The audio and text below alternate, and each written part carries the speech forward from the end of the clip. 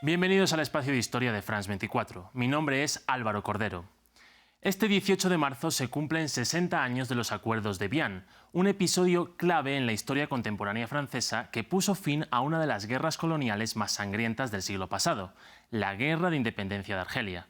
Un conflicto que enfrentó entre 1954 y 1962 a la metrópoli francesa y a la que por más de un siglo fue su colonia más importante.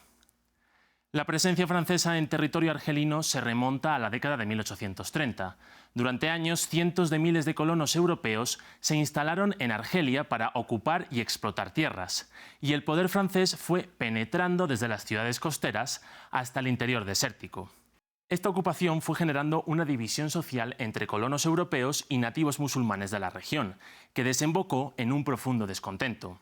Un contexto que propició el surgimiento en la primera mitad del siglo XX de movimientos nacionalistas y secesionistas de diferente índole, que progresivamente fueron reprimidos con dureza por Francia.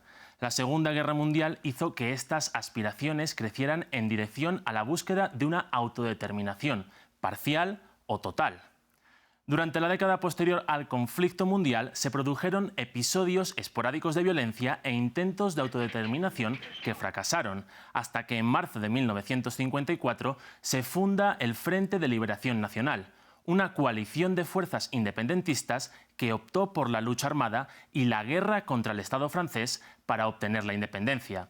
Durante los primeros meses apenas contó con una estructura fuerte, pero la represión durísima de las autoridades francesas hizo que su apoyo entre la población aumentara. Francia había perdido otros territorios de ultramar, pero no estaba dispuesta a perder Argelia, su colonia más importante. París llegó a desplegar en territorio argelino hasta 400.000 soldados y, aunque en un principio no tomó en serio el peligro que representaba el FLN, pronto comprobó que se trataba de una amenaza real. Este grupo adoptó técnicas similares a las de los independentistas en la colonia francesa de Indochina, y masacres como la de Philippeville en 1955 fueron un punto de inflexión que llevaron al conflicto a la guerra total debido a su crueldad. En este episodio, docenas de colonos europeos fueron asesinados por insurgentes del FLN. De esta forma, el FLN consiguió poco a poco implantarse territorialmente y decidió llevar a cabo una campaña de ataque a las principales ciudades. Así, en septiembre de 1956 se inició la Batalla de Argel, uno de los episodios más sangrientos de la contienda. La capital fue asediada y bombardeada durante meses, y miles de civiles murieron. Los franceses tuvieron órdenes de responder con todo, y se reportaron casos de ejecuciones extrajudiciales, métodos que atentaban contra los derechos humanos, represión, torturas e incluso la creación de campos de concentración para la población argelina. Medidas que escandalizaron a la opinión internacional. El conflicto se convirtió en una guerra de guerrillas y un enfrentamiento entre diferentes facciones. El FLN no solamente luchaba contra la presencia francesa, sino también contra los argelinos que estaban en contra de la independencia. Los llamados jarquis fueron una pieza fundamental de la contrainsurgencia francesa, que llegó a crear grupos paramilitares de bandera falsa que operaban contra el FLN. El conflicto aceleró la caída de la Cuarta República Francesa en 1958 y la llegada del mariscal Charles de Gaulle, quien se mostró abierto hacia la independencia argelina. Les meurtres, les attentats. Los muertos, los atentados, han hecho que esta población se haya dado cuenta, desde que dura, que el actual sistema instaurado en París no puede solucionar sus problemas. Établi à Paris ne peut pas résoudre ses problèmes.